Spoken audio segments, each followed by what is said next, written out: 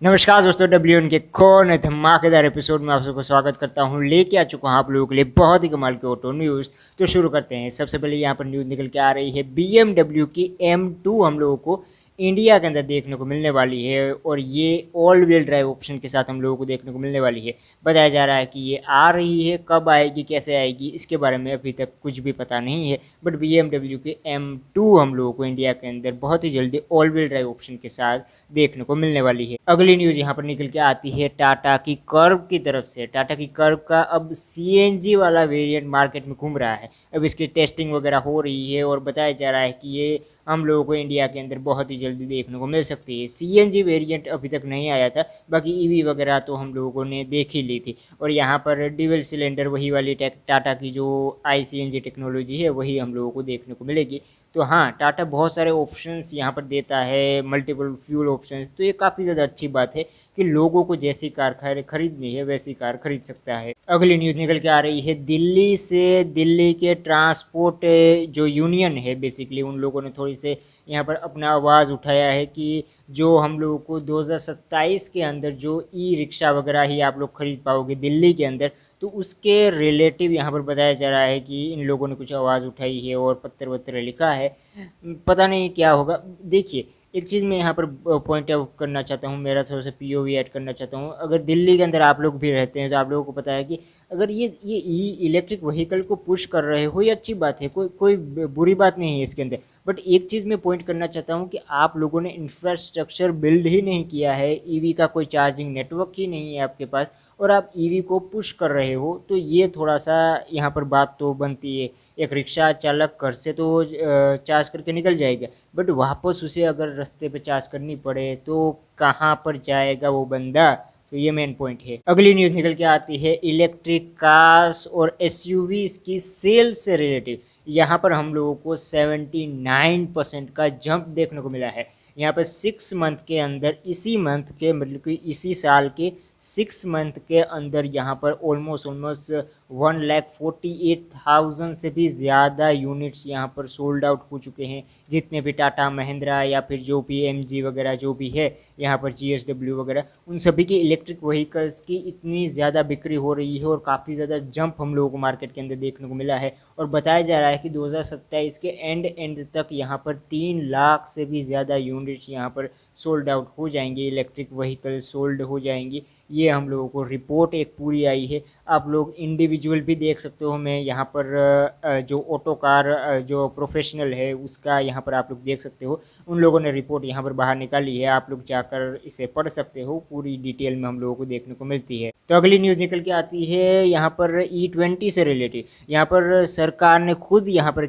कहा है, oil ministry ने यहाँ पर खुद कहा है कि $70 का हम लोग जो आयात करते हो जो आज की डेट में क्रूड ऑयल, तो उससे जो पेट्रोल हम लोग एकदम शुद्ध पेट्रोल बनाते हैं उससे ज़्यादा खर्चा आ रहा है E20 को प्रोड्यूस करने में। तो यहाँ पर सरकार खुद कह रही है कि E20 को बनाने में ज़्यादा यहाँ पर पैसा भी खर्च हो रहा है और ज़्यादा एनवायरनमेंट को भी नुकसान हो रहा है। बट ये लोग फिर भी बनाएंगे।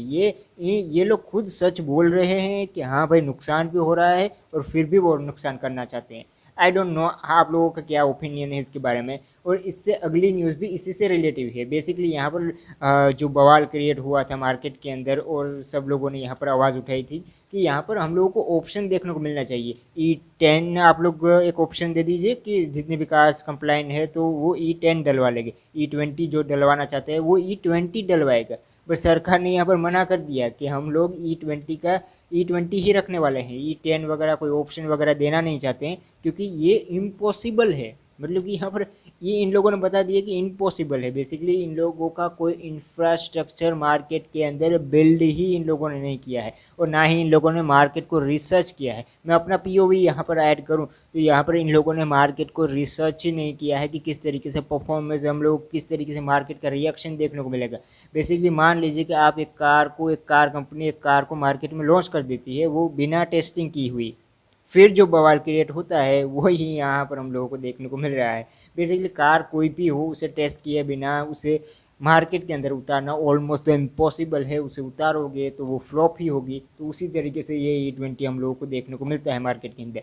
और यहाँ पर जो पेट्रोलियम मंत्री नितिन गडकरी पेट्रोलियम मंत्री जो हरदीप सिंह पुरी है उनसे भी यही सवाल सेम पूछा और उन्होंने भी यही बताया। उन्होंने ये नहीं बोला कि यहाँ पर ये पूरी तरीके से इम्पॉसिबल है, बट उन्होंने ये ज़रूर पॉइंट आउट किया कि हाँ ये इतना ज़्यादा आसान तो नहीं है, ऑलमोस्ट इम्पॉसिबल टाइप ही ये हम लोगों को देखने को मिलता है। तो बेसिकली ये दे ही नहीं सकते हैं और ये देना चाहते भी नहीं है एक तरीके से मैं बताऊं तो। अगली न्यूज़ यहाँ पर निकल के आ रही है मर्सिडीज बेंज की तरफ से। इन लोगों ने ट्विटर पे एक पूरा लेटर यहाँ पर दिया है कि हम लोगों की जो BS6 कंप्लाइंट पेट्रोल व्हीकल्स है उनके अंदर कोई दिक्कत E20 डलवाने के बाद आती है तो उनमें हम पूरा सपोर्ट दिखाएंगे। बेसिकली अब यहाँ पर इन कंपनियों को भी निकल के आना पड़ रहा है। आई डोंट नो इनके ऊपर कोई प्रेशर है या फिर ये खुद से बोल रहे हैं या फिर E20 का बवाल जो चल रहा है उसकी वजह से बोल रहे हैं। आप लोगों का क्या कहना है इसके बारे में कमेंट में ज़रूर बताना। तो अब यहाँ पर कवर कर लेते हैं कुछ एविएशन से रिलेटिव न्यूज़। तो यहाँ पर अगर आप लोग दुनिया भर से कहीं से भी इंडिया के अंदर ट्रैवल करके आना चाहते हो तो अब आप लोगों को पड़ेगा डिजिटल हेल्थ डिक्लेरेशन। बेसिकली आप लोग एक ऑनलाइन इस फॉर्म को आपको भरना पड़ेगा और उसके बाद ही आप इंडिया के अंदर एंटर कर पाओगे।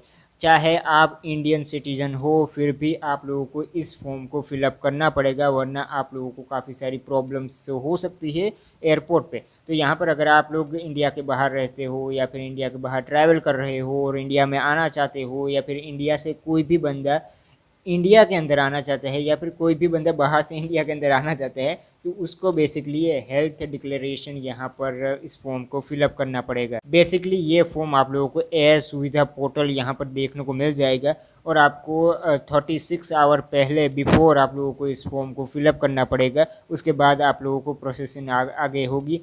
एयरपोर्ट पे थोड़ी सी प्रॉब्लम हो सकती है अगर आप लोगों ने इस फॉर्म के बिना यहाँ पर एंट्री की तो। और लास्ट न्यूज़ निकल के आ रही है एयर इंडिया की तरफ से। एयर इंडिया बेसिकली दुनिया भर में 4th पोजीशन पर आया है सबसे टाइम पर यहाँ पर अपनी फ़्लाइट्स को यहाँ पर टेक ऑफ कराने में। बेसिकली यहाँ पर जो फ़्लाइट जाती है तो वो उसका एक टाइम होता है ना, एक टाइम लाइन दिया हुआ होता है टिकट वगैरह पर, तो उसी टाइम पर यहाँ पर 4th नंबर पर एयर इंडिया आई है पूरी दुनिया के अंदर। तो ये काफ़ी ज़्यादा अच्छी बात है कि एयर इंडिया ने काफ़ी ज़्यादा अच्छी तरीके से सुधारा है और आज की डेट में अच्छी तरीके से हम लोगों को इनका वर्किंग देखने को मिल रहा है और वो रियल टाइम में भी देखने को मिल रहा है कि पूरी दुनिया में सही टाइम पर फ्लाई करने के जो 4th नंबर पे ये आई है।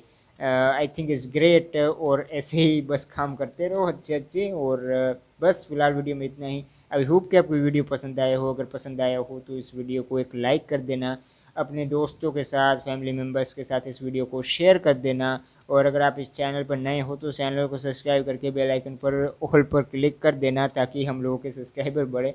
और फिर से मिलेंगे एक और नए वीडियो में। ऐसे ही वीडियोस हम लोग बनाते रहते हैं ऑटोमोटिव से रिलेटिव।